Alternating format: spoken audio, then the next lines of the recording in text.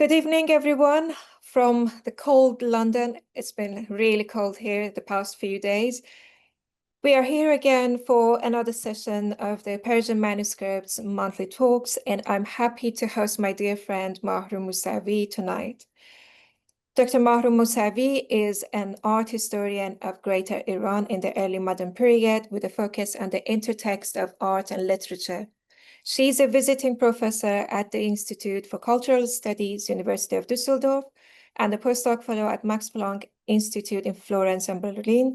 And before that, she was a postdoctoral fellow and a visiting lecturer at Oxford and University of London. She's an expert of the Safavid manuscripts and epigraphy, among so many other things. And she's been conducting projects on this particular subject, working on anthologies and collections of the period. Her research on this subject has been supported by many different institutes. Among many, we have British Academy, the British Institute for Persian Studies, University of Oxford, Warburg University, and University of London, Max Planck Institute, and Kunsthistorisches Institut in Florenz, among others. And this is a pleasure for us at PMA to host her tonight and learn more about Safavid and Safavid Majmū and Jung's tonight. Mahroo, the screen is yours. Thank you very much for the kind introduction, and this is my pleasure and honor to be here tonight. I should express my deepest gratitude to the Persian Manuscripts Association and you, Dr. Mihan, for kindly inviting me. Also for your invaluable work, truly invaluable work about Persian book cultures in your association. Also, many thanks to the audience today. Thank you. So I will share my screen.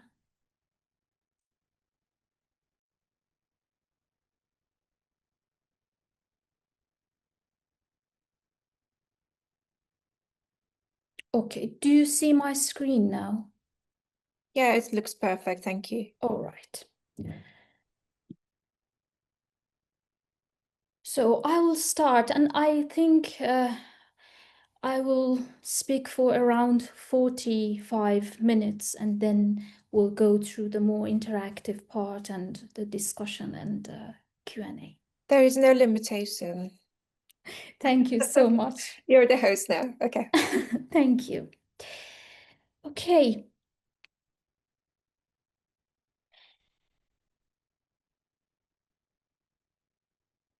Majmuas, Jungs, and several other names with which this corpus is identified shape an extensive part of the historical, art historical, and literary productions of the Perso-Islamic societies.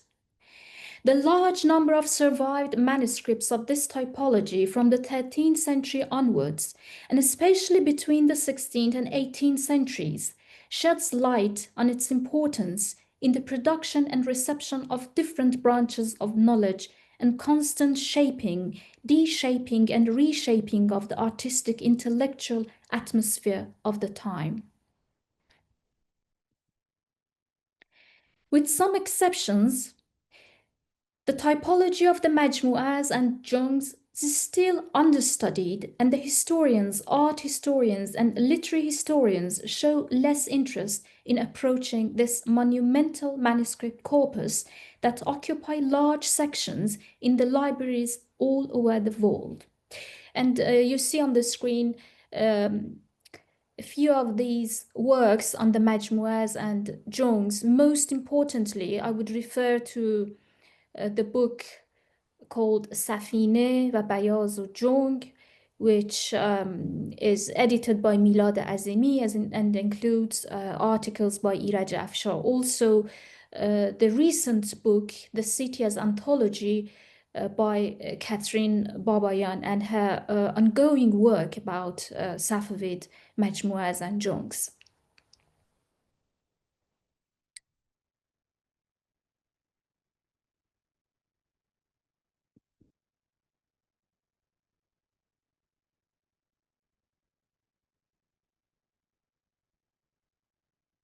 But why do many scholars avoid approaching the Majmu'as and Jungs? Firstly, many of these Majmu'as do not fall within the category of stereotypical artistic excellence.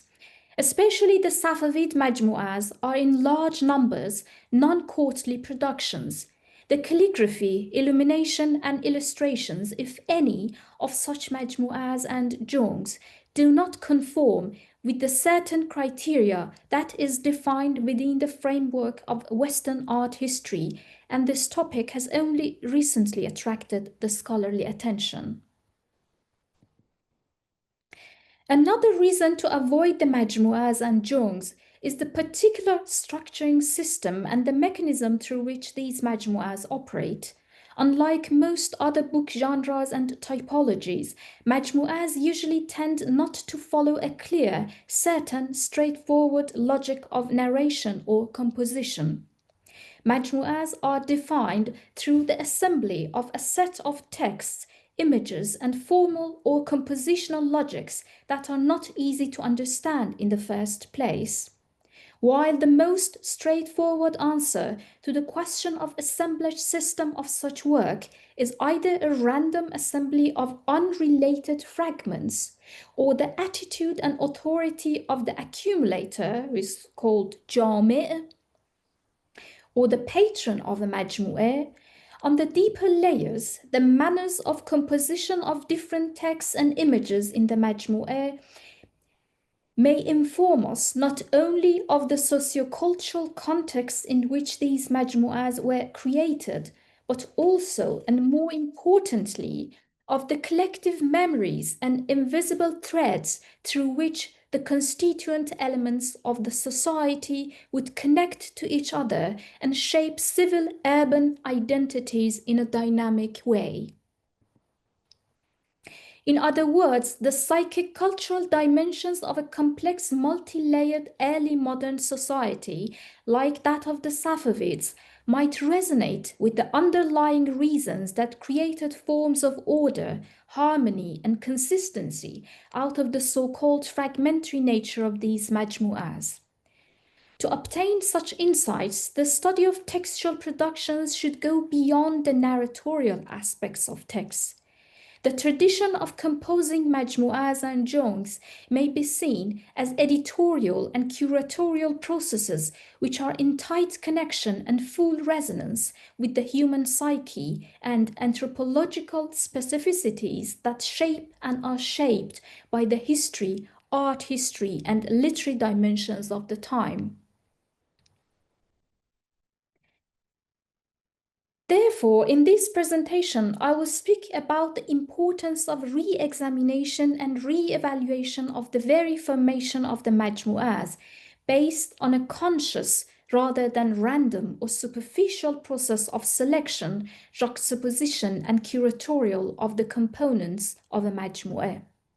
A multi-layered practice that operates mainly and most importantly through three core domains: the authorship, the readership, and the nuances of the resonance between these two. There are three Majmu'ah manuscripts selected for this presentation that I will try to analyze. These are MS Orful 209, MS Oct 3791, and MS DSA 82. And these are currently housed in the Staatsbibliothek zu Berlin, the special collection of Persian manuscripts. The first manuscript I'm going to talk about is MS Orful 209. This is a manuscript completed in 1666, possibly in the city of Qazvin. This huge jung, according to the detailed note at the beginning and end of the manuscript, was commissioned by Davud Beyk Yuzbashi, a military head at the time of Shah Soleiman Safavi. The manuscript has several different texts in each page. For example, it starts on folio 1b with the famous Qasida of Tarjumat al-Shawq by Orfi Shirazi for Imam Ali, the first Imam of Shia. The poem runs around the margin clockwise on the recto pages and anti-clockwise on the verso pages and ends on folio 4b, then starts 5 other qasidas by Orfi that end on folio 8a. The main text at the center of pages starts with an insha, with Shia themes including admiration of Imam Ali again. On folio 4a, a preface from Hafiz, the famous Persian poet, starts, which ends on folio 6a. On folio 6b, another preface starts, which is the preface to Fuzuli's Turkish poetry divan. The mentioned insha is very interesting and shows exactly how Fuzuli has incorporated Persian, Turkish, and Arabic not only in the text, but in many cases even in one sentence. A hybridization of languages that interestingly finds its way in this entire compilation too.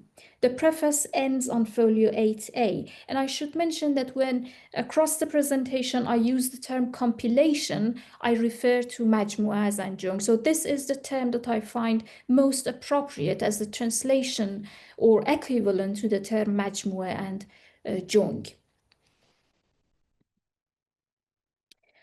After Fuzuli's preface on folio 8a, a text is written in the Safavid type of shekasten az ta'liq script in a diagonal order, which is closed by Davud Beg Yuzbashi's seal with the phrase As-salamu alayk ya Ali, Davud.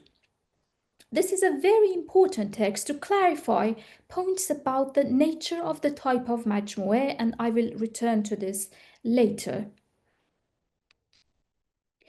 Below the above note, on folio 8a, there is a section which records the name, number of volumes in each section, number of chapters in each section, and the number of images, called majlis. The numbers of couplets in each subject are put in the siyaq script, which was mainly used for numbering purposes. Then on folio 8b and 9a, we see the detailed explanation of each section, namely divan, tarikh, masnavi, mentioning where, at which section called juz, it starts and ends, how many couplets it includes, on what type and color of paper it is written, and how many images it has. Also, for each section, we see the page number where the section starts. The most important thing about this two-page advanced taxonomic system, or fehrist, is that the layout of these 2 pages represent the layout of the content across the book. For example, if the explanation of Shahnameh comes in the middle of the Fehrist page, it signals that we should look for the Shahnameh text in the middle of pages across the book. Thus, in fact, the Fehrist page is not only about recording the content of the book, but a graphical strategy, facilitator, and locator of the book content, a progressive and advanced method of controlling and organization of seemingly fragmented content in the early modern Persian book culture. Now let's go through some particularly interesting aspects about this compilation at this 2-page Fehrist. Under the description of Sifatul Ashiqin, it is written that 25 couplets have been deleted from this poem in order for the inclusion of images.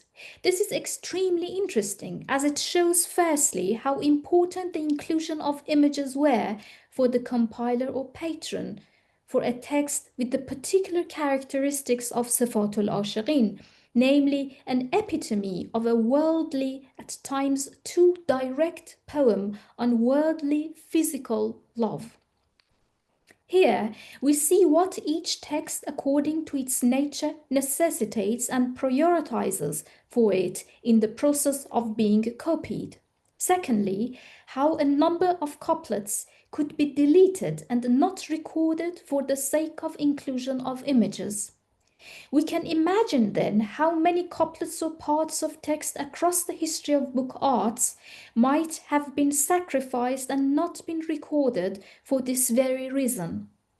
This sheds light on the idea that the accurate scientific documentation of texts, including the historical accounts, could in some cases not be the primary concern or point of focus for some bookmakers or compilers or copies in the passionate book cultures. Rather, things like the aesthetics of images and didactic purposes, effectiveness or entertaining qualities of text was similarly or even more central in the act of book production. In other words, there were several factors apart from the mere element of textual original content survival involved in what has reached us now as the historical or literary accounts. Another interesting thing about the table of contents is in the description of the Shahnameh, the national epic of Iran, where it is mentioned the location for the images of this volume is 200 images, majlis, in total. Here, the scribe does not express the images of the volume is 200. Rather, he says the location of images is 200, which shows that the book was possibly, of course, designed and fully written and completed with its text first, with the inclusion of strictly planned blank locations for the images, and the images were meant to be added later. Interestingly, in the manuscript, while many image spaces are still blank, the rest are filled with two types of painting. One is the particular style that was abundantly in use in the mid to late 17th century Isfahan and Qazvin, the style we see, for example, in the works of painter Sheikh Abbasi. And the other is in the Indian style, which shows that a manuscript has possibly moved to India at one point in its life. The other interesting thing about the manuscript is the hierarchy of information in the Fehrist, which sheds light on the hierarchy of the content and the degree of importance of each topic on the patron's mind. For example, these texts start at the beginning of the manuscript. Shahnameh, Divan Hafiz, Divan Sa'ib, Rozat al-Safa, Alamarای Abbasi, اسکندرنامه، یوسف زلیخا، ساقینامه ظهوری، دیوان فضولی، دیوان امیرعلی شیر. Then, in the lower second level, we see دیوان طالب آمولی، دیوان عرفی، دیوان ملک بیک اوجی، بنگ و باده فضولی، لیلی و مجنون فضولی. Then, on the third level, we have دیوان فغانی، دیوان شاهی، دیوان شاه خطایی، دیوان باقیا.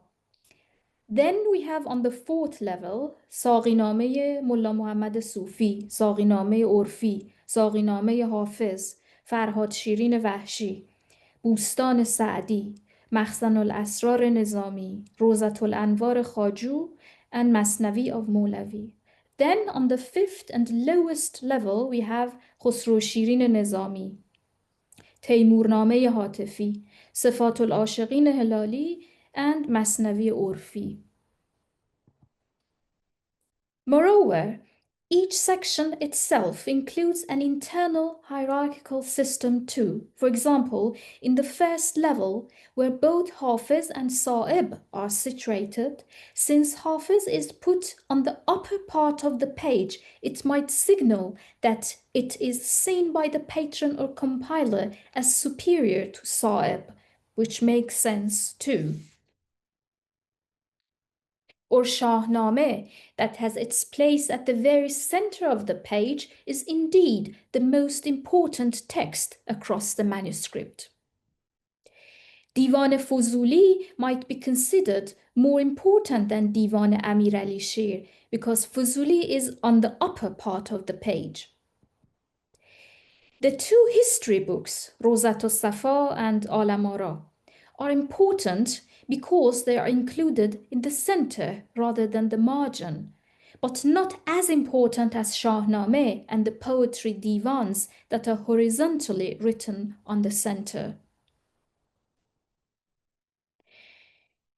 For the text on the margin, both vertical margin and horizontal, we can say that since reading the vertical margin is practically easier than the horizontal, therefore, the texts that are included on the vertical margin are seen as superior to those on the horizontal margins. These texts on the horizontal margin are Yusuf Zoleykhai Jami, Iskandername Nizami, خسرو شیرین نظامی، تیمورنامه هاتفی، صفات العاشقین هلالی, and مثنوی عرفی.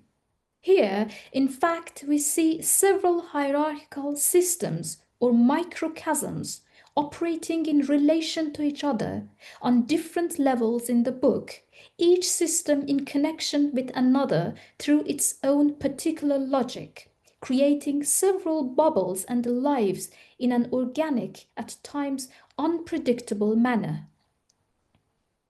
In such a scenario, the book departs from a solid representation of mere text and starts to function as a living being through its several organisms that shape, deshape, and reshape the ethologies of the book in each act of selecting a text or a combination of texts by each reader. In such an interpretation, for example, text A belongs to 3 groups simultaneously, while each group works through an independent logic system. This is a complex machinic assembly of different operating systems across the compilation. Finding out how and through what logic several parts of this assemblage work may help us to understand how the Safavid human brain worked, consequently how the Safavid community of literati operated, and finally how the Safavid society in its micro-multiplex levels functioned. This very strict, complex, and deliberate type of planning of the compilation is connoted in the keynote at the beginning of the manuscript, where it is emphasized by the author that this Majmua is not amongst those many instances that randomly put together several texts in a compilation. Rather, it is a carefully planned compilation for which even the selection of the compilation's name was a difficult choice, and it is a مجموعه that is rare. چون در این ایام به این ترتیب جنگ کمتر کسی به اتمام رسانیده است.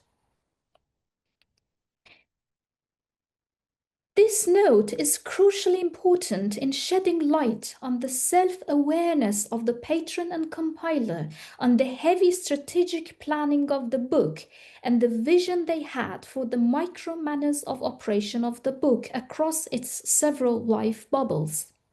This deliberateness of the compiler in curating and creating the compilation, and the way the examination of the manuscript enables us to draw a map of the compiler's mind, leads me to the second manuscript that I would like to discuss. MSO Oct 3791. This is a Jung compilation that is quite short. It is only made of 2 texts in the first glance, looking simple and straightforward, with its first part, Jami's Sopatul Abrar, which is a Masnavi poetry of mystical deductive themes, and the second part, Helali Jogatai's Safatul Ashiqin, a Masnavi poem of physical, worldly love themes, at times too direct that some contemporary critiques have attacked it. The first part has its own colophon with the date of 976, which is 1560 8, the Christian calendar. And the smudged name of the scribe and the second part has the date of 982, which is 1575 AD, with the name of Mahmud ibn Shah Muhammad Ardebili as the scribe. Both parts have been written in very fine Nastaliq hands, although in two different hands. The second part of the manuscript has boxes allocated to the titles, but the boxes have never been filled. The second text has 6 paintings of relatively good quality that shows general accordance with the text adjacent to it. The 2 parts of the compilation, according to their colophons, have been completed 6 years apart, and considering the fact that this is not a huge manuscript, we can imagine that the reason for this 6-year period for the completion of the entire compilation was a rupture, for any reasons, between the commissioning of the first and the second parts. The hands are very fine, and the dimensions of the manuscript, which shows an elongated rather than square format that was mainly used for working books or school handbooks, sheds light on the fact that this compilation was a book that was commissioned or ordered by a person. This idea is reinforced by the fact that the book includes a number of fairly good quality paintings too. We also can be almost certain that both texts were meant to co-work in the book because of the exact similar size of the papers for them, although in 2 different types, a decision that is justified by the 6-year time difference between the completion of the 2 parts. By this discussion, I would like to suggest that the commissioner was aware of what he wished for the book to look like and to be, and he had a clear vision about it. Now let's move to the content of the book that complicates the story in several ways. The content, as mentioned, includes Sohbatul Abrar by Jami and Sifatul Ashiqin by Hilali, which thematically do not accord with each other. Sohbatul Abrar is a mystic didactic text that ends with a religiously infused munajat prayer. On the other hand, Sifatul Ashiqin is an intense, direct account of physical love. Furthermore, Jami, the author of Sohbatul Abrar, is known as a Naqshbandi Sunni, and Hilali, the author of Sifatul Ashiqin, is even known to be murdered due to being a Shia in around 936, only less than 50 years before the completion date of this book.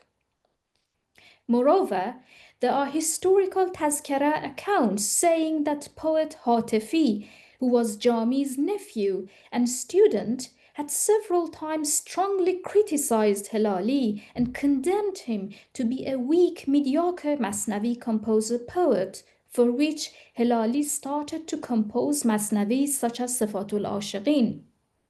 If we imagine that at the time almost contemporary to the time of Hilali, Hatifi and Jami, the commissioner or compiler of this compilation was aware of all these historical and literary debates and accounts, a scenario that is probable for a person who is apparently a fan of these poets, then the inclusion of these 2 contradicting, seemingly non-compatible texts in the compilation sheds light on the free spirit and autonomy of the compiler and his independence from what is circulated in the literary communities of the time as a possible meta-narrative.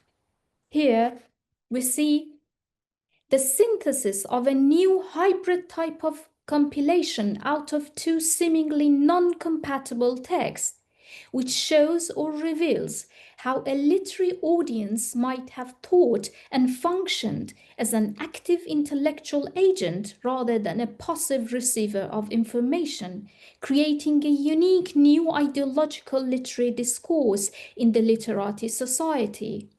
Here, the commissioner or compiler develops his own voice autonomous from the dominant literary discourses of the time in the tazkaras.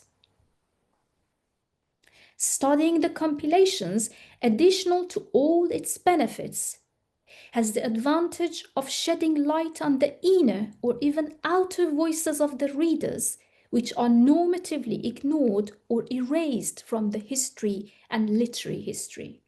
In fact, since there is element of selection, curation, and assemblage in the compilation making, there is also the possibility of bringing into visibility what the commissioner or compiler was ideologically and thematically fond of. Connecting this manuscript to the previous manuscript that I discussed, the second text in this manuscript, namely Sifatul Ashiqin, was also included in the first manuscript. The inclusion of Sifatul Ashiqin as a seemingly average quality masnavi in the history of Persian literature, beside all giants of Persian literature such as Shahnameh, Divan Hafiz, and Divan Sa'ib, in such a glamorous compilation looks like a strange decision. However, finding this second compilation and the number of other compilations with the inclusion of Sifatul Ashiqin around the same time may lead us to rethink what we usually think of the late medieval and early modern readers.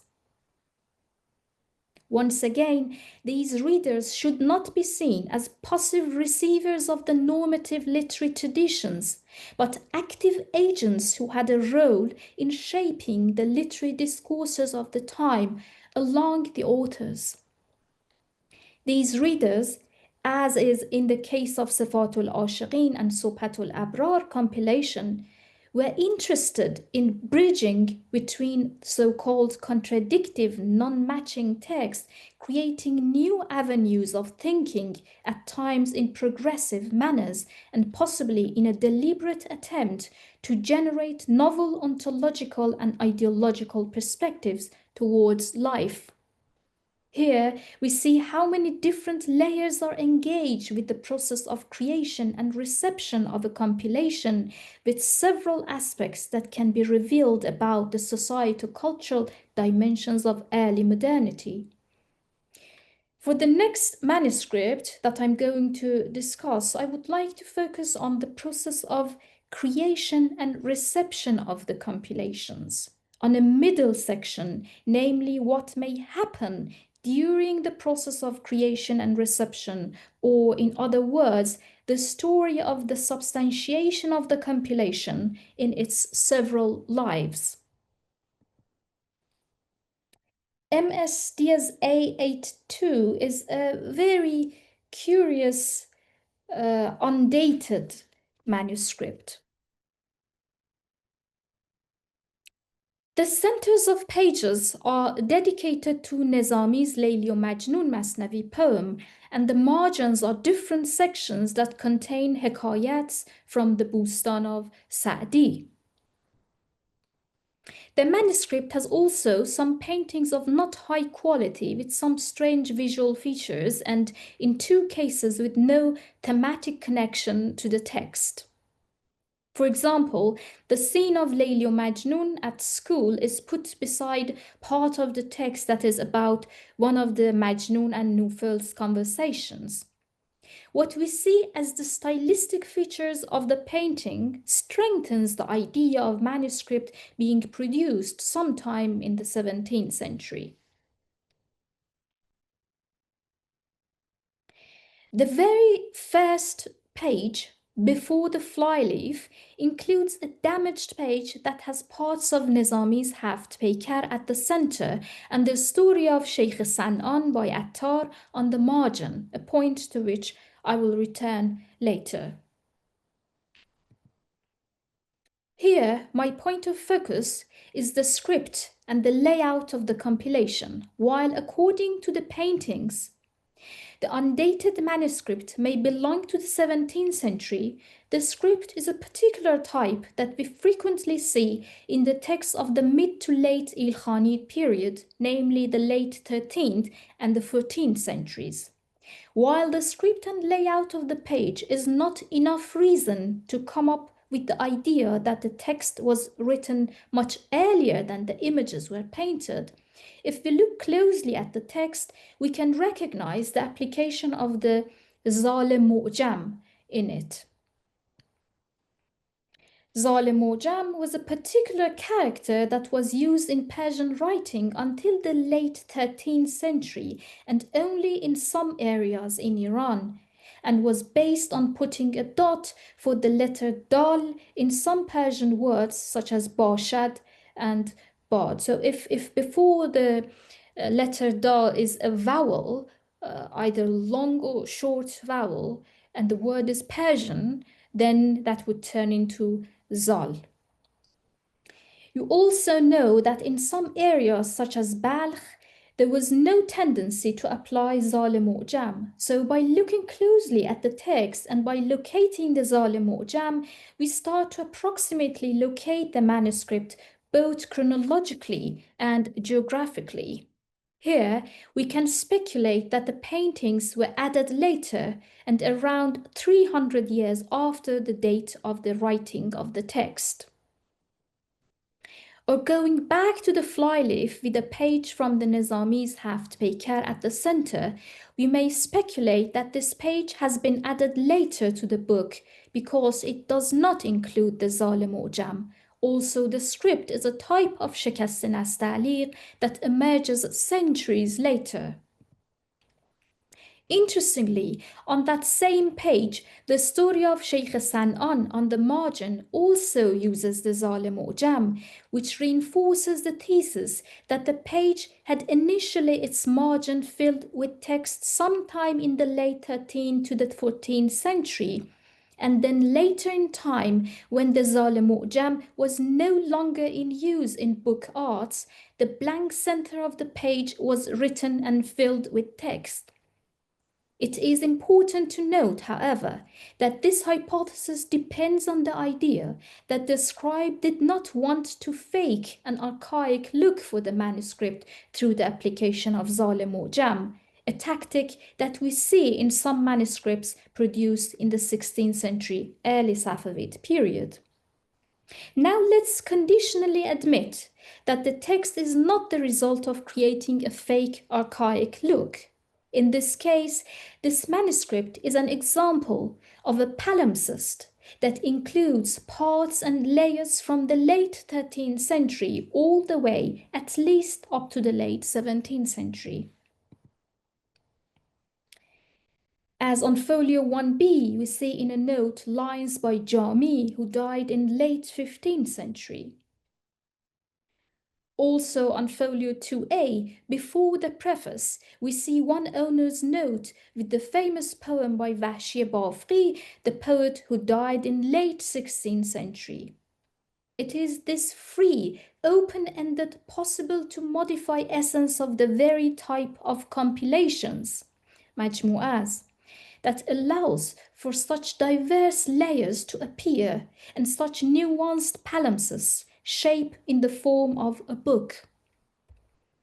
This adds to the value of compilations and the importance of studying them as a device to reveal the layers and complexities, also continuities or ruptures of the book and book art's history. Here, in the absence of sources that they could speak about the history of bookmaking in more satisfying detail, we have the book and its very physicality as the evidence itself. It is the book itself and the complex palimpsest that it is that reveals the book history of late medieval and early modern Iran. For example, in this manuscript on folio 11b, there is a painting that is supposed to represent the story of Layli and Majnun at school. However, the text on this page is about something else, namely Layli and Majnun's falling in love with each other, which is not relevant to the image. Here, we may possibly hypothesize that a later painter added paintings carelessly to an earlier manuscript which had blank spaces for paintings. We see traces of color leak from the painting to the other side of the folio, also to the next folio, which might be a sign that the painter of a later time, without considering the old book's condition, almost from at least 300 or even 400 years ago, from the time that the paintings were done. Without considering the old book's condition and the weariness of its paper, has put strong damaging colors on the paper. On folio 20b, we see a school scene that has no connection to the adjacent text. درخواست مجنون از نوفل در طلبکاری لیلی. Again, we witness similar phenomenon of color leak here. Accordingly, on folios 23a and 48b, we see another color leak and heavy damage to the paper.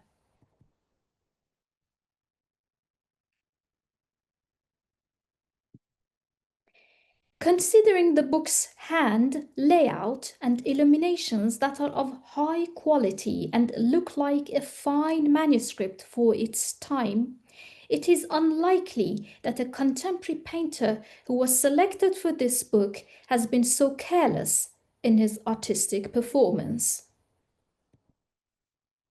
Furthermore, there is no harmony between the high quality of the hand illumination and planning ideas behind the manuscript and the quality of images.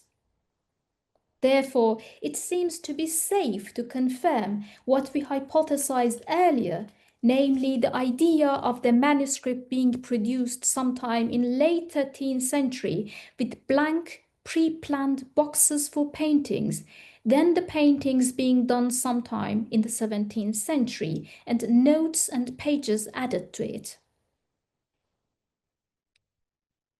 While in the previous two discussed manuscripts, we focused on the mechanisms of creation and reception of texts by the compiler, in this manuscript I tried to show how there is possibly a long life sequence for a compilation, which adds several layers of complexity to it, turning it from a flat site to a complex topography of subtext, images, and components that are in constant conversation with each other, frequently affecting and affecting each other, changing the state of the book from a static thing to a live, metamorphosing being that has no one unified identity during its lifetime, and that represents its multiple cultural societal conditions.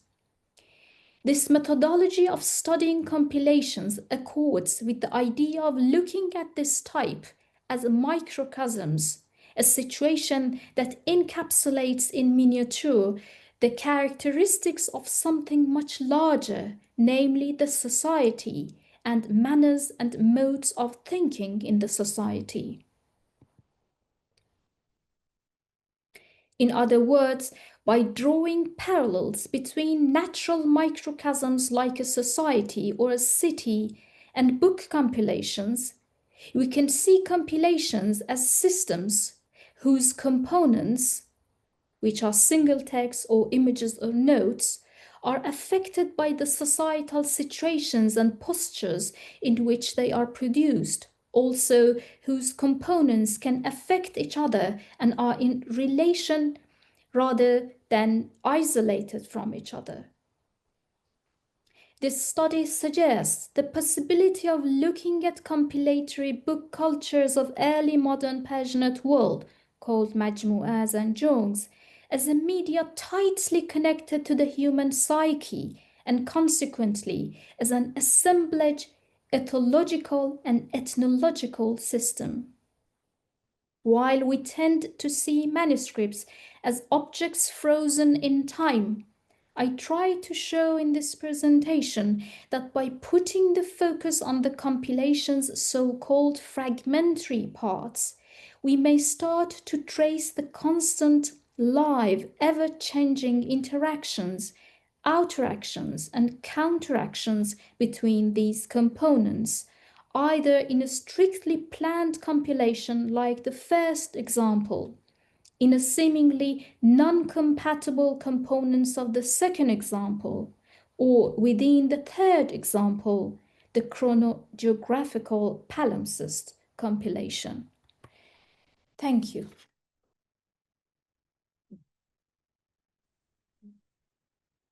Thank you so much, Mahroo. I learned a lot, and these are real gems with such journeys and histories. That's really mind-blowing.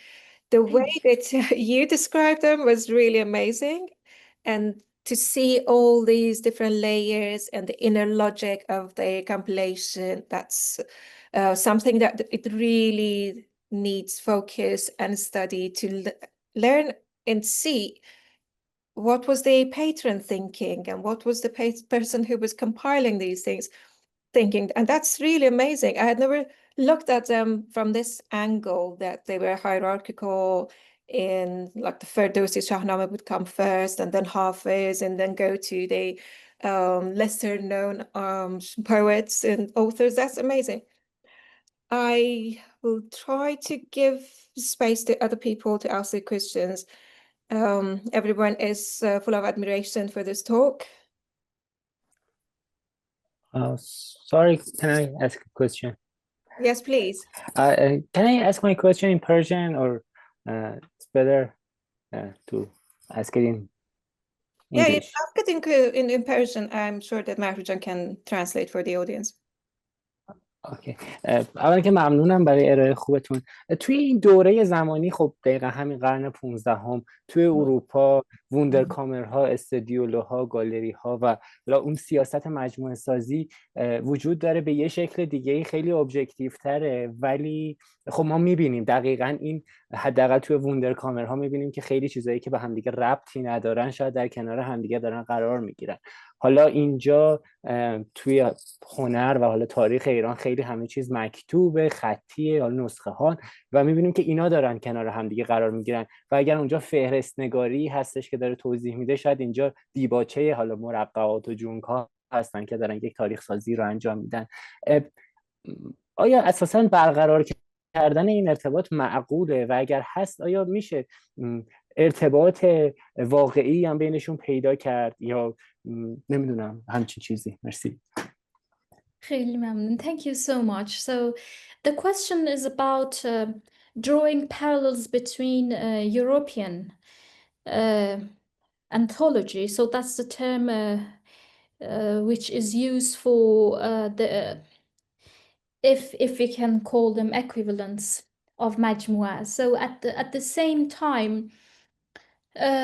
there were similar practices of putting together fragments of text in a book in Europe, and they now in the scholarship it's called anthologies.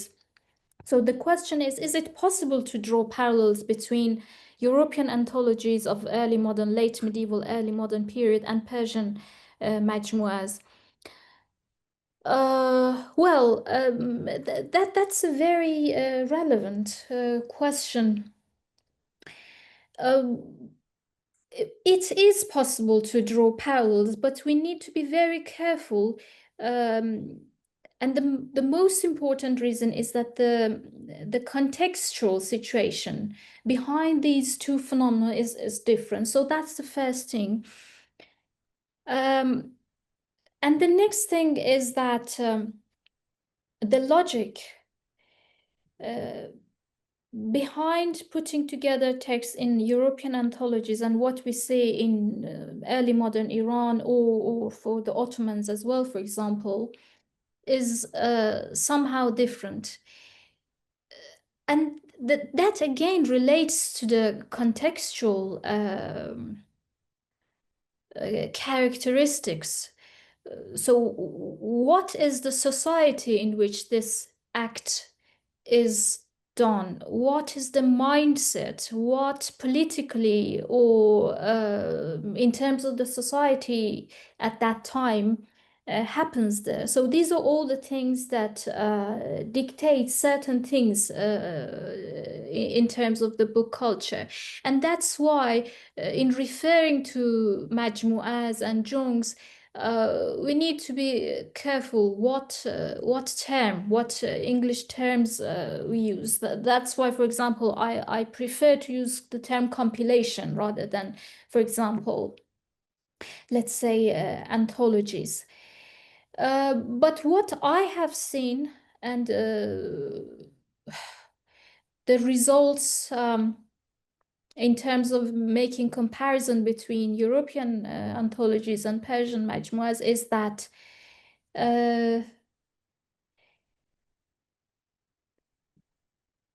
on the surface layer, they look similar in terms of just putting together some fragments of text.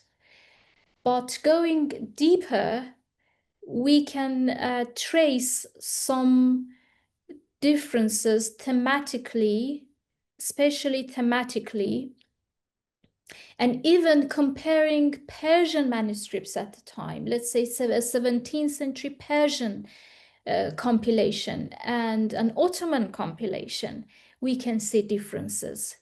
So it's not possible to generalize something about them. Each of them have their own requisites and characteristics.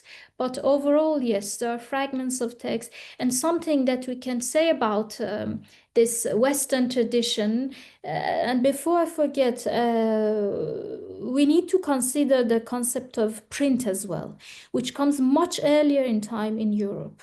And that affects the tradition of anthology writing. So that's also something to take into consideration. And the other thing is that about European anthologies, that's the starting point for what we see as the notion of newspapers.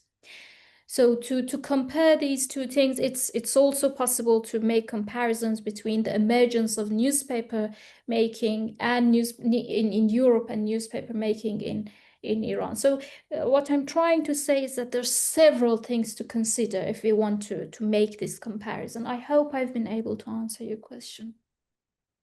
خیلی ممنون. Thank you.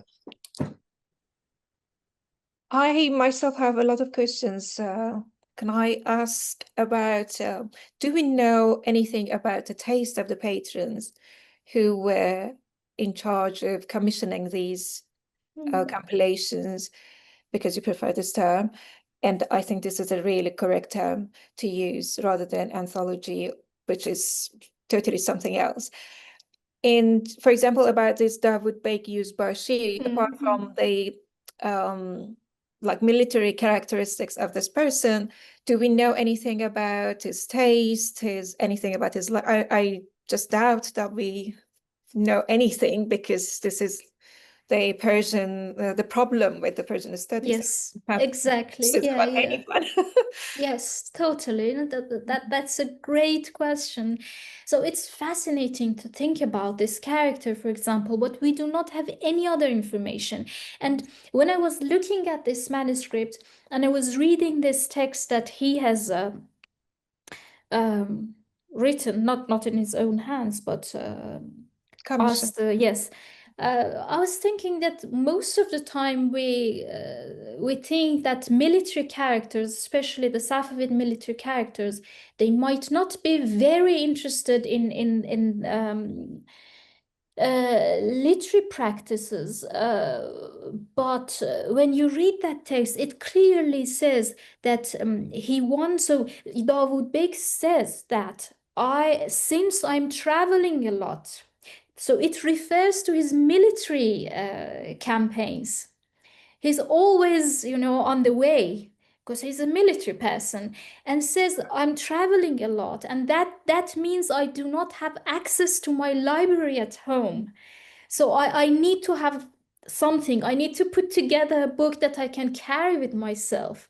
So these are very fine things about the character of a military person at the Safavid time. And another thing that I once So in a different manuscript was again a military Safavid person with a very high rank. So this person is a yüzbaşı. Yüzbaşı means is a head of 100 people.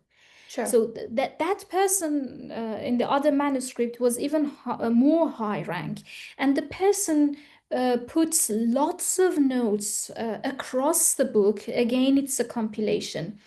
Every time just recording what has happened on that specific evening before a big war happening. So writing that tonight we are sitting, tomorrow we'll go to a war or something important will happen, and now you're making a tafa'ul, follow hafiz, now you're making that, or so these types of things, or istikhare, so referring to the terms and actions that are tightly connected to the book culture.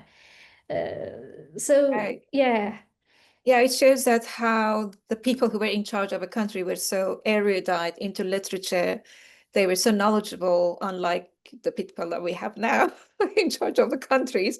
But it also reminds me of that culture for the Timurid people, like those Iskandar Sultans, Majmuas, or Jung, or what is the right term for those manuscripts that have multiple different texts with different subjects. You see, from Danishname Alai in medicine, you have historical books, you have literature, you have stories, lyrical stuff, and that's really interesting. And I think Professor Oxford suggests that these were portable libraries that we were Yes. carrying with themselves because they didn't have access to the royal libraries at all times. But this is really interesting. And the last manuscript that you showed with that, the images looked very modern, and I really liked them. Yes. The images. Although they were not carefully done, they were not paying attention to the situation of the manuscript that was definitely from the late 13th, 14th centuries. But they were really interesting in terms of from an artistic point of view. But it's very now you very nicely showed the contrast between the level of sensitivity and carefulness of the scribe with a beautiful hand, all these layout in the illumination, and how they were a little bit haphazard, even not taking into consideration what is the relationship between image and text, and just randomly putting anything that they wanted. But from an artistic point of view, they were really interesting. Yes, yeah, you can just look at them, for hours, and it's so modern, as you're saying. It's yes.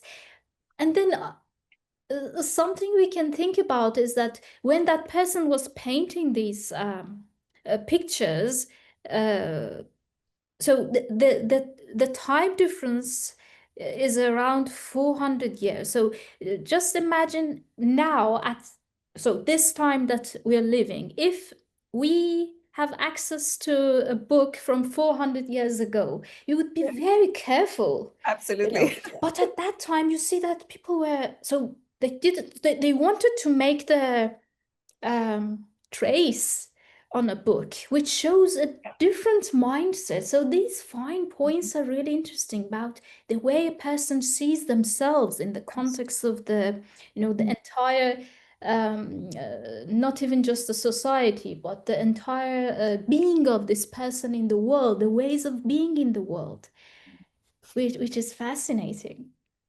It's absolutely right. Yes. We have a question that I didn't. So Mariam Haidarkhani says, thank you so much. I don't know if I missed it or not. Is there any information about the patronage of the Majmuas? And she's continuing that she got the answer from our conversation. Yes, you're very correct about this, because I have seen so many instances of people in the Qajari period, for example, dealing with the manuscripts from the Safavid period and looking at it really as a living being, not even as a living organism, but as someone that you have a conversation with. And if there is a disease sort of, in the margins, they just cut it like a surgeon, add the new ones, and continue the illumination in the most beautiful way. And then you look at it and you say, that's really brave. How could you do that? But we don't do anything like that now. We are so careful to keep everything in the situation that they are, just not to allow them to degrade more than that. But no, at that time, as you say, didn't matter how long the manuscript was going back. The most important thing was that, yes, I am making this trace. And that's really interesting. I really enjoyed our conversation today. And let me see if there is any more questions. If you have any more questions, please turn on your microphones and speak directly. If not, thank you so much, Mahroo. It was really amazing to listen to all these beautiful discoveries and letting us know about the hierarchies, about the compilation and the inner logic of these beautiful majmuas. And your selection was really amazing. All of them had a lot to talk about and a lot to tell us about their life and their journeys. I would like to invite you to our next year's talk series as well to continue this conversation. And I thank you so much for being here, being with us, and for everyone else who joined us. Thank you so much. And this video will be uploaded on YouTube. If you missed any part of it, you can just go back to it and watch it again. Thank you, Shivajan, for tonight. I absolutely enjoyed the entire program and having this wonderful conversation. And to all the audience, thank you so much. Thank you. Okay, have a good night and bye.